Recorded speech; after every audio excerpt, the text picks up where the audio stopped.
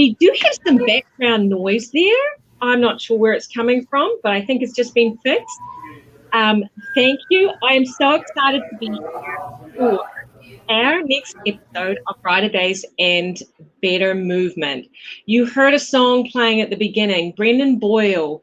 Do you know what that music was? That's Chariots of Fire, I think. Very good, and I think that's a great way to segue in to helping everyone know who my guest is today. Brendan Boyle. He is not only an awesome physical therapist, but also a pretty stellar runner, and that is one of our subjects for today. So, Brighter Days through Better Movement. It is a rainy day here in PVD, but the days are getting longer. COVID numbers are going down, vaccinations are going up. We are all looking forward to the summer solstice. In June, we'll do some kind of celebration that is yet to be determined. Maybe it's just an extra long run for someone like Brendan Boyle, who will drink salsa and espresso at the end to celebrate. But I'm excited to have you here today, Brendan. Thank you for joining us, and tell us a little bit, what are you looking forward to as the days get longer? Well, thanks for having me. I guess as the days get longer, I'm looking forward to not having to race the clock to get out for a run after work, because sometimes I have to cut a run short. I don't really like running at night. I don't really trust drivers out there, especially on some of the roads near me. And I've been kind of running kind of lower mileage for what I'm used to. I'm looking to get back into some training for something once races start to happen again. So I'm going to need some extra time to get some longer runs in. Well, it's nice to hear that you've got that running bug back, because I know when we last spoke, I've heard you sort of say, yeah, I don't need to run those longer runs. So we look forward to hearing about your training and hearing about your success out there. What have you, now I know that we've had shorter days, what have you missed the most during this year? I mean, I guess just in general, I've missed like meeting up with people. Not that I'm a huge, go out every day type of person. I kind of like to stay home during my free time and run and, rest. So my next run doesn't feel terrible. But, usually we'll meet up with friends, on the weekends, which I've been doing less of as the days were getting shorter and we were all driven inside. So now that we're able to spend more time outside and later, I'm looking forward to that. Awesome. So for those people who are out there listening, please let us know that you're there, because if you are, we'll put you in for an extra opportunity to win our prize. And today we are doing a drawing. We're going to give away, I've forgotten what it is. There we go. A PPT Yeti Rambler.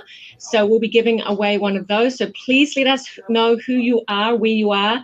The other thing you can do is sign up through performanceptri.com/live. You see that just below, and you will go on the drawings every single week for our giveaways. We're giving all sorts of things away: hyper ices, fun vibrating gadgets to help with muscle soreness, different clothing items. So please sign up.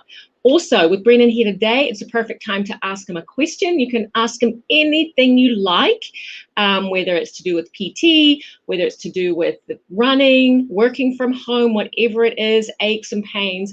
I am happy to challenge Brendan and see if he agrees with me and we come up with the same kinds of answers. But let's jump into running to start with. I did see one of our listeners came up with a question, and it's a question we hear so often, and I think it segues into many other things. And so, Brendan, what are your thoughts on people when they say running is bad for your knees? Tell us how you respond to that. I think it's, a comment people say, probably trying to be helpful, but it's not as simple as that. I think a lot of people think of exercise in terms of wear and tear and breaking your body down. But there's a fair amount of evidence out there that certain, cartilage growth factors and things that are good for your joint health are more present in joint fluid after exercise, specifically in running and aerobic exercise. So it's not really that simple. And then also, I would say, sometimes I've said this to people, I say, well, even if that is true, what's the alternative? If we're being sedentary, we know that, a more sedentary population can have higher rates of osteoarthritis and also degenerative changes. It's not necessarily like your knees have a finite amount of life and you're wearing it down every time you go out for a run. Yeah, I think you bring up great points, and you hear that so often, running's bad for your knees. I mean, I would say that if you're running with really poor biomechanics or on surfaces that you're not used to, or you suddenly increase your training way too fast, then your body isn't recovering as well. So you're putting increased stress on your joints, or if you don't have any muscle strength, things like that. There are circumstances when running's bad for your knees. But if you are being sensible about the amount you're running, you're not trying to run through pain, things like that, then there's absolutely no evidence to show that running is bad for you. Running is a wonderful form of exercise and cardiovascular kind of exercise that has so many other health benefits out there. Any tips that you can give our listeners out there, Brendan, if they are thinking about, if they are running and they are do have concerns, like tips to do with how quickly you should increase your running? Let's talk about that, and let's also talk about the footwear that you should be wearing as well. I think 2 areas where people can learn from. Yeah, so I think first just deciding when to ramp up, how to ramp up, and everything like that. Sometimes people don't know where they should start, how they should increase. I find most people I talk to that say they tried to start running and it didn't work well, were either doing too much too soon or running way too fast. I think people, they just start jogging and they say, okay, this is a comfortable pace, but really they're going too fast. The big thing in terms of increasing your mileage or your volume training is I've heard it called the 5% rule, the 10% rule, but the principle's still the same, that you take your total weekly volume. The next week, if you want to increase it, do that by no more than 5 to 10%. Because your aerobic system can respond well to training really quickly, and you're going to be able to outpace your musculoskeletal system and accomplish workouts that if you keep that level of training or keep increasing beyond that 5 to 10%, you might find yourself sustaining an overuse injury. And footwear is a whole other thing. You can wear, so that's a picture right there of, I think those are all the running shoes. I don't regularly use all of them, but I kind of cycle through them. And so obviously you need to find a good type of running shoe that's good for you as an everyday trainer that you do most of the time. You want to make sure it has enough support for you if you need it. You don't want to over support yourself. I tend to be a neutral runner, so I wear neutral shoes, meaning there's no extra support. So there's just kind of the intrinsic support of the shoe. I do have some shoes that are considered more minimalist. I have the pair of the Hokas that's considered more maximalist, and things in between, trail shoes versus road shoes. So lighter weight shoes for faster and shorter workouts, and more,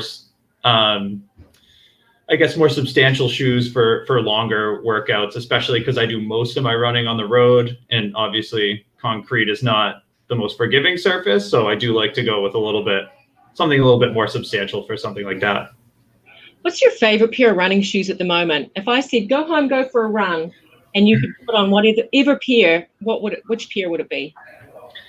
If I'm running on the road, I'll go with the Ghost from Brooks. That's just kind of like it's not an exciting choice. That's just like kind of a generic, neutral, standard shoe, but that's what I've been doing most of my runs in. I want to say for the past 5 years, and just every update every year has been good. It's been working for me, so I've been sticking with it. If I'm on the trail, I've been using the Challenger ATR from Hoka. That's a little bit more built up, but just out of the trail shoes I have, it's my favorite one. There's something about the Hokas when you put them on and you're like, oh my goodness, that feels so comfortable. But again, I like the point about mixing them up and wearing different shoes, and also making sure that you get someone who knows about shoes to fit you. We've got some really great local running stores around, and even the common shoes such as the Ghost that lots of people wear, they change every year.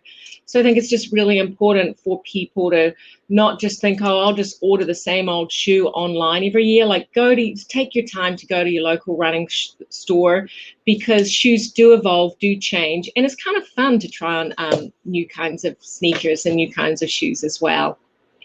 We've got Sarah Wilson out there who's talking to us about her flat feet. What kind of sneaker would you recommend? What would you tell Sarah, Brendan?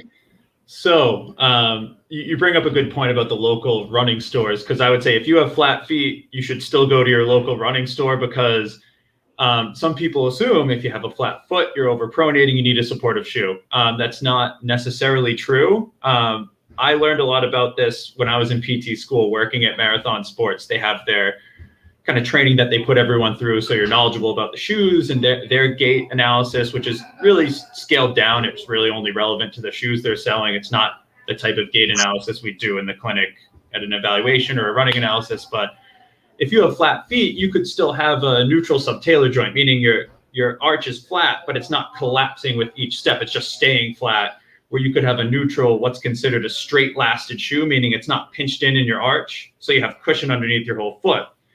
If you have flat feet and you're overpronating a lot, you might want to have a shoe that still has a straight last, so your foot's not hanging over the cushioning material, but they have more built-in stability features. They're more rigid. They might have a medial post, so basically just a firmer cushion under your arch, so if your arch tries to collapse, it resists you more.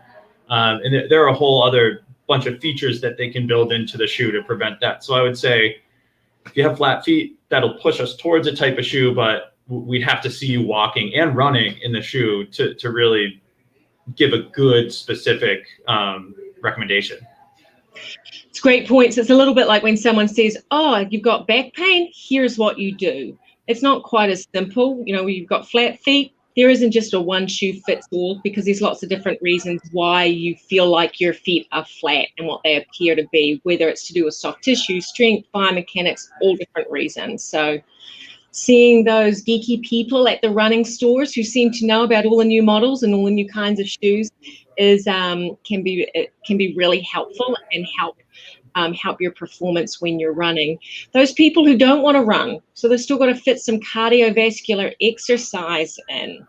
Let's sort of, well, obviously some of the we've got the results of our polls coming up faster than what I can read them. What do you like to do? What do you prefer to do? And we've got 43% people prefer running, and we've got a lot of people who like to walk.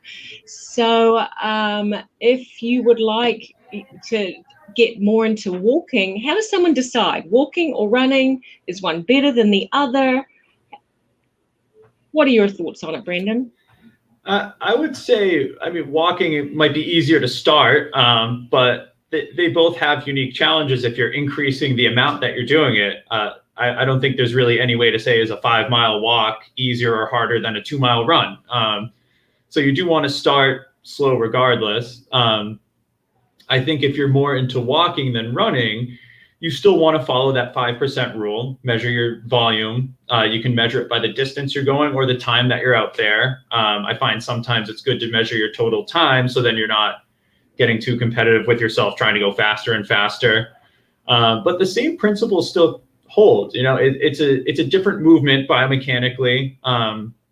So you still want to make sure your technique is good. If there are any doubts, you do want to get checked out. You want to consult with your physical therapist if you're starting any new type of exercise. So there are, because I can give a lot of general advice, but it really is more beneficial to get advice that's specific to you. But the good news is the equipment can be the same. They do make shoes that are made for walking, but really the only difference that I've seen is the upper. It's more like a synthetic leather, but you can wear a running shoe for walking. And it performs just as fine. I think it's so funny when people say run versus walk, and really, although they are similar activities, there are some different stresses on your body, some more intensity when you do run. However, when we look at our bodies and how we're made to walk. So we should be walking as much as we possibly can. I'm reading an interesting book at the moment. I just recommended over to Brendan, and the average American, when you look at all of the data on our wonderful phones, wonderful or not, we on average walk between 4,000 and 5,000 steps a day, which is about 2.5, just done around about 2 miles. That means there's a lot of people walking much less than that. And obviously there's lots of people doing a lot more than that. And that's not a lot when you look back in history and look at people's lifestyles and how they used to move and have to move a lot more, whether it was walking to school or carrying the food at the supermarket rather than a trolley. Like, we were made to walk, we've evolved to walk, yet we walk less and less and less. And now we sit behind our desks all day, and then we think, oh, I'll go for a walk or I'll try and go for a run to make up for all of this. So, I think for many people, if you're just thinking about what your body's made to do in your health and wellness, like whether you enjoy walking or running, it's more important about getting it in and whatever you enjoy doing the most. So don't beat yourself up when you say, oh, no, I'm just going to go for a 5-mile walk. A 5-mile walk is awesome. If you prefer to go for a run because you like the intensity and the feeling, then that's awesome as well. So don't feel like you've got to pick one or the other, or you can do both. Some days go for a walk, some days a jog, but follow those rules that Brendan mentioned as far as overall, you don't want to increase by more than 5 or 10%, and you can use either time or mileage as an indicator for that. We've got Joanne Boyle out there. I'm wondering if Joanne is related to my guest here. Always like it when we get family members on. How do we know when it's time for new athletic shoes? So whether they're for running or for walking, how do you know when it's time for new shoes? Well, first, I'd like to say hi to my mom, and I'm glad she's watching. I love it when mums come on. I would say you should, if you can, track your mileage on your shoes. Because sometimes you might, if you're just going based off of feeling, you might not know that your shoe's done until it's too late. I've been guilty of this sometimes where I won't change a shoe out until my knees start to hurt or my feet start to hurt towards the end of a run. But most standard running shoes are meant to last between 300 to 400 miles. Some people I've seen been able to get up more towards 500, but you would want to start at 300 to 400. In a lot of apps where you can track your workouts, you can actually say what shoe you're doing. I use Strava. That I put in all those shoes that were in the picture I have underneath. If I run in one shoe, I can tag it on the activity, and I actually have it set to send me a notification for each shoe. For the lower cushion ones, I want to change them out at 300 miles. The standard ones I do closer to 500, but I'll get an email where it says time for new shoes, and I know that I probably shouldn't run in them anymore. That's really geeky. It's really. I don't know. I like to keep track of it, or else you might get injured. I've never thought of. I'll look at them, and I might even scribble down when I bought them so I can figure it out. But to put it into Strava, I shouldn't say that's geeky. That's super smart, Brendan. That's what a great point. I know. Thank you. Have a really great mum who's helped you. It's always nice. Thank you, Joanne, for your question. Caitlin Menard, she is telling us about her ugly and arched dancer feet. I'm sure they're not that bad. And I'm guessing we can appreciate what the answer to this would be. But Brendan, do you want to help Caitlin in her decision making about the right sneaker for her? Yeah, so I think if you have a very high arch and instep, they do have shoes that are more geared towards that. It's tough to tell if your high arch is something that affects your biomechanics or if that's just your resting posture, and once you start moving, it changes. So not a fun and exciting answer, but you should go get checked out and get fitted. But I find people with feet that aren't shaped like average, because a lot of these shoes are marketed to the average person, the average foot. There are certain brands that have a higher arch built into them than others. Some are more narrow. One question I get a lot is like, what brand is the most supportive? But that's not really a great question because they're all supportive if you buy the supportive model. Each brand is going to try and make a shoe for everyone. So you would go in, a lot of these places, you can try on as many shoes as you want. Maybe if you try on every shoe in the store, they might not be too happy with that, but you can keep trying shoes until you find one that's comfortable, because certain brands will fit your foot better. So basically you want to go in, find a shoe that feels like there's nothing there. If you feel something bumping into your arch, those things tend to get worse or stay the same over time rather than better. You don't want to try and convince yourself that something feels good, that it's more supportive. If you feel something pushing in your arch, that means it's not lining up the right way. If it really supported your arch, probably wouldn't feel it at all. So you can go in, get fitted, ask to try on a bunch of shoes. They'll look at your foot shape. They'll know what might, they'll pull the ones that are most likely to work well for you. And then you just have to, go with the recommendation. And a lot of these stores will let you, if you hate it, you can bring it back and they'll find something else that works for you. Yeah, I couldn't agree with everything that you said even more. Andrea De Pasquale is also asking about, are Brooks good for arch support? Is it overkill to place an ortho pad inside? And again, I think you bring up a great point that Brooks has some shoes with great arch supports, but so does Saucony, and so does maybe Hoka, so does they Adidas. I mean, they all have a shoe that will have one that will have more arch support. They'll all have one that's more minimalist. Yeah, I would say Brooks tends to have the Beast, or for women, they market it as the Ariel because apparently women don't want a shoe called the Beast. That's like the most supportive shoe I've ever seen. A lot of times that's overkill. And just to address the second part, if you put a orthotic in the shoe, it adds to the support of the shoe if it has a rigid arch. So you'd want to take out the stock sock liner, put in your orthotic, and have someone watch you in that. I had a patient come in with a brand new pair of neutral shoes, and they were just not great for him. He was a very, very heavy overpronator. So I said, rather than getting rid of this great shoe that's brand new, get an insert. And then I had him come in, I watched him walk, watched him run with the insert, and that was enough. So it depends. An insert is going to increase the amount of support. It might be overkill, it might not be. So we have to kind of look and see. Yeah. So let's jump on to a completely different subject, really, because I think this is really interesting, and whether people out there think it's interesting, I'm not sure. But rumor has it that, well, it's not a rumor, that I know that you're getting married.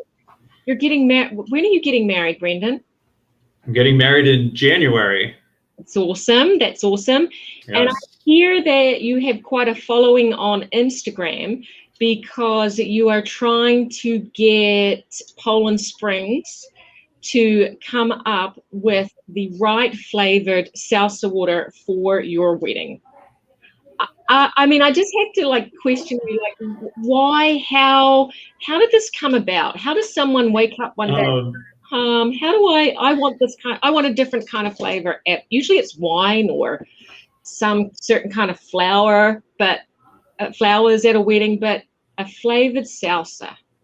Yeah. So I guess I just drink a lot of seltzer because I don't even know when I started drinking just a ton of seltzer, but I found it more palatable to stay hydrated. I think this is when I was younger. I just didn't want to drink regular water. So then Polar's the best brand, obviously. They have the best flavors. Of course, Polar Seltzer rocks. Thank you, Dad. But yeah, so we got the Spindrift there too. I don't go for that because there's juice and sugar, and I drink a lot of seltzer. So I don't want to be drinking a ton of sugar. But basically, I was thinking, how great would that be to have a custom flavor for my wedding? My brother got married and reached out to Polar and was like, hey, can we do custom flavors? And they never responded. So I decided to take a more public route and just start tagging them every day. So it was January of this year, and I noticed, I'm a year out from my wedding. So I said, I'm going to tag Polar every day until I get a response. So yes, I think that's from yesterday. Yesterday was day 97. So I did the math. Saturday is day 100. I might want to plan something special for that. I don't really have any ideas yet. So if people want to give me ideas, I'll do something special for day 100. But yeah, I'm hoping to get a custom flavor. I haven't really chosen what I'm gonna ask for yet, but I just need to get a response first. Well, hopefully today they'll hear you. This is like a free advertisement for Polar Seltzer, and we'll see if they respond to it. And hopefully with that, they will give you the flavor of choice. If there's anyone out there who is listening and wants to come up with what they would recommend that flavor should be, let Brendan know. I'm sure he would love to hear. Now, another thing that I hear that you love to do is brew kombucha. I hear that that looks disgusting. It looks like a pig. I heard that it was one of your colleagues that got you onto this. No, that's actually wrong. And I was the original kombucha brewer. It was almost a year ago. I drove down to some homebrew shop in Plymouth to get the first SCOBY to start it, because I tried to make my own from a bottle that I bought at the store, but it didn't work out because I didn't know you're supposed to use unflavored, and I couldn't find anything unflavored to start it. So I started brewing, and then I want to say a few months later, I gave Reed some of my extra, because every time that little like snot looking thing is the SCOBY, it grows on top every time you make a batch, so you can give it away to someone else. And it kind of feels exactly like it looks like. It's kind of slimy and drippy, and you can see it's got like dead yeast strands on it and stuff. So it looks kind of gross, but if you can get past that, it tastes great. The kombucha, not the SCOBY. You don't eat the SCOBY. What are some of the health benefits of drinking kombucha? I've looked online. There's not like a ton of strong evidence. I would say, from what I've gathered, it's about the same as having anything that's probiotic. So some people will claim that, it'll work wonders. I'm more, I guess, I'm drinking it because I like it. It's good as a probiotic. It's also fairly acidic. So think of the health benefits of drinking apple cider vinegar. It's very similar to that. Yeah. Well, it's nice to hear these new pastimes that people are doing, whether it's to do with salsa or kombucha. In my day, I thought that the guys were brewing homebrew, but I guess things have changed. It's too much work. I looked it up. It's like an incredible amount of work, and I feel like I would have brewed something terrible tasting with it. So I didn't want to put in the time and effort. And it's something a little more potent, I would say. So. Yeah. Let's come back to John. It's nice to see that your dad is here as well, by the way. So hello, Mr. Boyle. So nice to see that you're watching also. Let's go jump back a little bit to cardiovascular exercise. We know that cardiovascular exercise has really great benefits for our health, for our cardiovascular system. It can prevent certain kinds of cancer, all of these things. Yet it's really hard for people to get motivated to keep up with it. And some people will say, how much should I do? How do you help people? What recommendations would you have for our listeners out there? Yeah, so I guess it depends on your long-term goals. If you're doing it just for the health benefits, I believe the ACSM guidelines are 30 minutes of moderate intensity exercise 4 days a week. So that's every other day, half an hour of exercise. If you find it hard to do half an hour of walking or running or any cardiovascular exercise at once, you can break that up. You can do a short walk in the morning, maybe a short walk during your lunch break at work, and then go for a short walk after. If your goals are to get, to do local 5Ks and try and increase your fitness and get faster, then you might need to do more than that. Or you might need to change the structure of your training. Instead of just going out there and running, you might want to do certain days that are shorter and faster, some that are a little bit slower and longer. But if anyone's just starting to get out, you want to work towards that half an hour and do that every other day. Yeah. Great points. And I think that the more that we talk about it and remind people about the fact that you don't have to suddenly be training for a 5K or a marathon, even just those intermittent walks during the day can have a significant impact on your health. Your mortality is totally changed. Even if you can get in that 150 minutes per week. And Brendan, you bring up a great point about splitting it up during the day. The research coming out about what we even call a high intensity training, like those intermittent times of increasing your heart rate. These are all just really great ways to optimize our cardiovascular health and decrease their risks of different cardiovascular diseases, hypertension, diabetes, metabolic disorders, depression, anxiety, and so much more. So one final point, let's jump on before we end our show and think some advice for all those office workers, all those people who are still sitting behind their desks or standing. We always hear lots of discussion about how bad sitting is for you. Brendan, are you someone who agrees or disagrees that sitting is bad for you?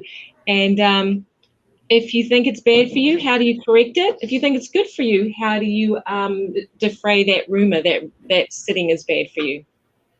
I do think the sitting definitely isn't great to do all day. I don't think it's necessarily bad if you're, I think same with the 5% rule. You might not want to go from sitting all day to standing all day. You might start to overuse some muscles that aren't active while you're sitting. But I would say my recommendation for most people is to alternate sitting and standing to start. And if you prefer standing, then you could stand for the whole work day, but you need to work up to it.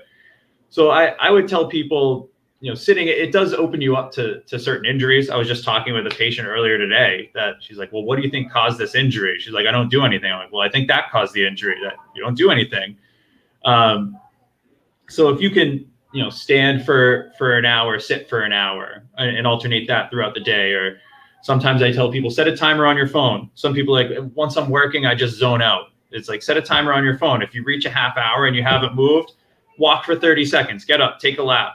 Make sure during your lunch break, you're not answering emails. Go for a walk, or stand up, walk around the house, do something, because it's definitely not great to sit all day. And I would say, luckily here in the clinic, I don't have to do a lot of desk work. So I'm standing most of the day anyways, running between patients and demonstrating exercises and doing stuff like that.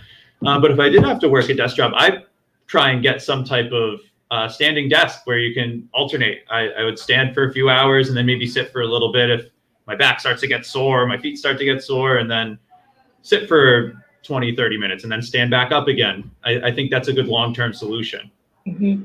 I completely agree. And you make a good point that it's not really sitting that's the problem. It's the not doing anything and not moving. And I often think of it like, if you're in one place for a long amount of time, think that your muscles are almost these little pumps that when they work, they help to push the blood around your body. They help with the nutrition of all your joints. They help keep your GI system working.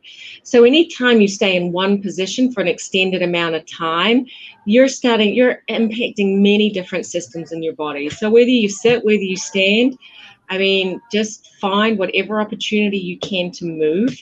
It's that sedentary not moving, which is not good for us. All right. Let's see who is going to be the winner of our Yeti prize today. We'll have either Sarah or Nick jump on and let us know who today's winner is. Our giveaway, our Yeti Rambler. This is the giant Rambler. I love it. So we'll see who's going to come on. Hello, Nick. Hello. Nick is going to do a drawing. His sound's a little funky. I hope you guys can hear me okay, but if not, it's going to pop up on the screen. Today's winner is Emma Peters. Congratulations, Emma. Congratulations, Emma. We'll be reaching out to you and we will get that prize to you next week, 1:00 on Thursday. We are joined by Alexis Williams. Alexis is going to be giving away some noise cancelling earbuds, as well as one of our hats. Hopefully the sun is shining, and we're going to be talking a lot about stretching, balance, and we'll add in some more information about walking, but we're going to get into that side to do with stretching and balance. So join me next week when I'm with Alexis Williams. All right, Brendan, it is your chance. It is now. You have 10 seconds of advice. Oh boy. You can give whatever advice you would like. You might even get slightly more than 10 seconds if the information you're giving is really good. So I'm sorry, if my 10 seconds started, your audio cut out right at the end. No, you're ready. Okay. I wrote down a list because I knew I'd only have 10 seconds. Get fitted professionally if you want a new shoe. If the rubber on the bottom of your shoe is worn down so you can see the foam underneath, your shoe's been dead for a while, you need a new shoe. Don't increase your weekly training volume by more than 5 to 10% each week. Also, if you're adding in speed work or you're adding in hill work, consult with a coach or your physical therapist before you do that. Also, you can come in for a running gait analysis if you have recurrent injuries, and we can see if there's something with your running form that we can fix. Bam, that was good. I really like the fact that you were dedicated to that 10 seconds. Good job. Brendan Boyle, thank you so much. For those of you out there who have more questions for Brendan, please reach out to them through our website. You can catch him at Boyle at performanceptri.com. I'm sure he'll also be happy to take any of your advice in regard to salsa flavors, as well as he can tell you where you get that nasty stuff that you make kombucha with, any injuries, running advice. And feel free to tag Polar Salsa and say, please contact Brendan Boyle and let him choose a flavor. We're on his team. All right. Thank you so much. Strength in numbers. Strength in Thank numbers. you. Thanks for having me.